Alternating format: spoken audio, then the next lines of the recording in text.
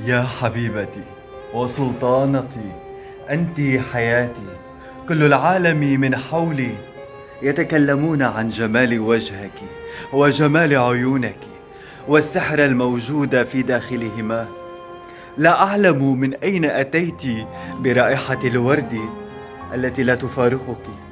طوال عمرنا سنبقى سويا، هذا وعد مني، لأني لا أستطيع أن أعيش بدون رائحتك. هو الهواء الذي أتنشقه، هو فرحي، هو روحي. جمال عيونك يجعلني أنسى كل همومي، فهما التي يمداني بالحنان والقوة. ماذا فعلت بسلطان السلاطين يا كاريس؟ فهو راض أن يعشقك طوال حياته.